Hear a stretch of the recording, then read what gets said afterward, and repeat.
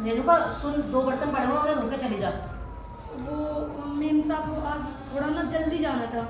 अरे मैं तुझे कह तो रही हूँ, सिर्फ 2 ही बर्तन है, धो जाना उन्हें भी, उसके बाद चली जाइए फिर तू। चलो ठीक है।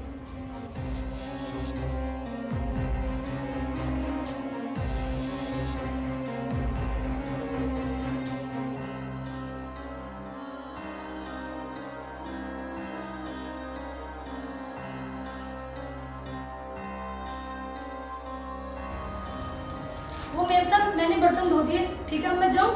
हाँ ठीक है चली जा, लेकिन आज तो इतनी जल्दी क्यों कर रही है जाने की? वो आज ना मेरे बच्चे की तबीयत खराब है थोड़ी। बच्चे की तबीयत खराब है? सब ठीक तो है ना? ज्यादा तबीयत तो नहीं खराब है उसकी रेणुका? नहीं नहीं मेम साहब बस थोड़ा सा बुखार है। अच्छा चल ठीक है, किसी चीज की जरूरत पड़े तो तू मुझे बता दियो, ठीक है? और कल सुबह टाइम से आ रही हो, तुझे पता है ना कल मुझे ऑफिस जल्दी जाना है वैसे भी। ठीक है मेम साहब मैं निकलती हूँ। रुकना रेणु, सर अपनी साड़ी ऊपर करो। ये तो किस तरीके से बात कर रहा है? पागल हो गया है क्या तू? Mom please let me handle this. अपनी साड़ी ऊपर करो। ये क्या बोल रहे हो साहब आप?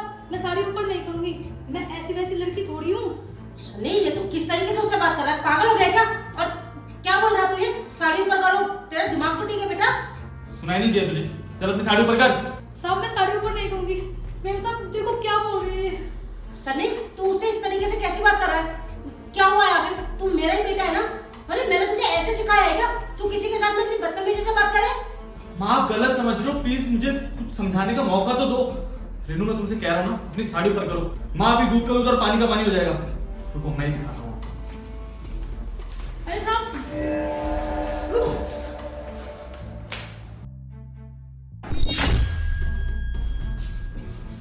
ये देखो माँ, ये जो पैसे आपके चोरी हो जाते हैं ना, कमी हो जाती है पैसों की, वो ये चुराती है। हाँ बेवजह मुझ पे शक करती है माँ। मैं कोई पैसे नहीं चुराता हूँ आपके। आप मुझे कहती थी ना कि मेरे 5,000 कम हो गए, 10,000 कम हो गए, ये चुराती थी। रेणुका क्या है सब कुछ? तू घर में चोरी करती है? नहीं नहीं मेम साहब मैंने चोरी नहीं की, ये तो मेरे पैसे हैं। अच्छा तेरे पैसे हैं? इतने सारे पैसे तेरे हैं तो तू इन्हें छुपा के क्यों लेके जा रही थी? वो मेम साहब बच्चे की तबीयत खराब है ना, मैंने सोचा कभी गिर गिरा गए तो। बस करो रेणु।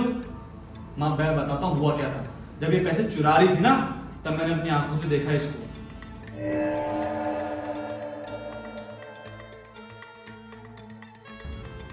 ये रेणु क्या कर रही है?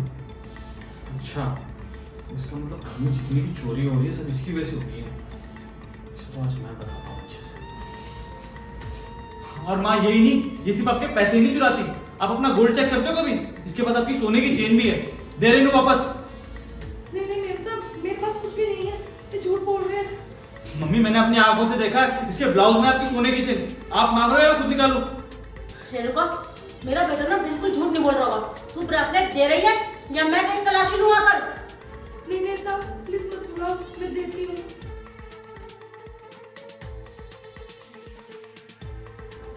मेम साहब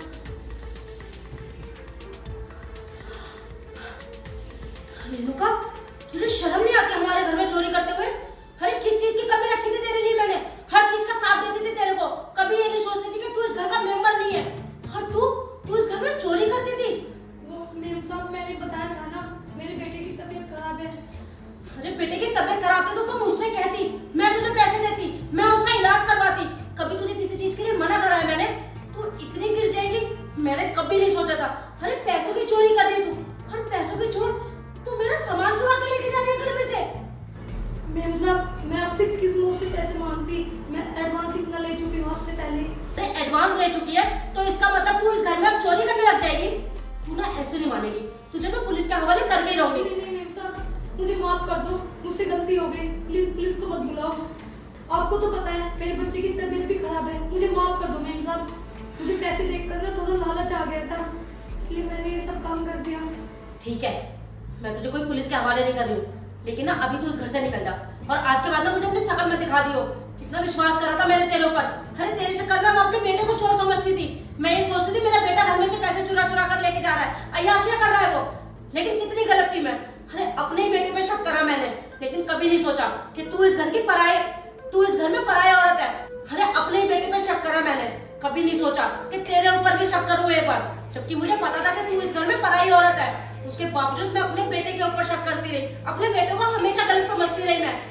मैम साहब मुझे माफ कर दो, मुझे काम से मत निकालो। मैं कहाँ जाऊंगी, कहाँ काम मिलेगा मुझे?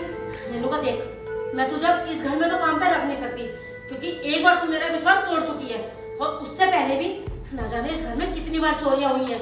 वो सारी चोरी तू नहीं करी होगी, तो आगे तो मैं तुझे मौका बिल्कुल दे नहीं सकती, इसलिए तू इस घर से अभी के अभी निकल जा। मैम साहब आगे से मैं ऐसा कुछ काम नहीं करूँगी। अरे मैं कुछ नहीं सुनना चाहती, तू निकल रही है, मैं तुझे पुलिस के हवाले करूं। जा यहाँ से। ठीक है मैम साहब। सनी बेटा मुझे माफ कर दे, मैंने हमेशा तुझे गलत समझा। अरे तूने मुझे कितनी बार बोला कि चोरी नहीं करी है, तूने मेरी कसम भी खाई, लेकिन पता नहीं बेटा मैं तेरे ऊपर विश्वास क्यों नहीं कर पाई। मुझे हमेशा ही लगता था कि तू जिन दोस्तों के साथ बैठता है ना, वही तुझे ये सब कुछ गलत करना सिखाते हैं। आई एम सॉरी बेटा। अरे माँ, आप क्यों माफी मांग रही है मुझसे? मैं मानता हूँ कि मेरे दोस्त और मैं थोड़ी सी मस्ती कर लेते हैं, लेकिन इसका मतलब ये नहीं है कि हम आपको धोखा देंगे। और माँ, आपकी गलती भी कोई नहीं है। अगर मैं भी आपकी जगह होता या और कोई भी पेरेंट्स होते तो वो भी यही करते, सब समझ में आता है। लेकिन माँ, आप मुझ पर प्लीज़ भरोसा किया करो, अपने संस्कारों पर तो भरोसा करो। आपने मुझे ऐसे संस्कार नहीं दिए कि मैं आपको धोखा दूँ। मैं चाहे कितना भी गलत हो जाऊँगा, मैं चाहे कितना भी गलत हो जाऊँगा, लेकिन मैं आपको कभी धोखा नहीं दूंगा, आई प्रॉमिस। हाँ बेटा, थैंक यू सो मच।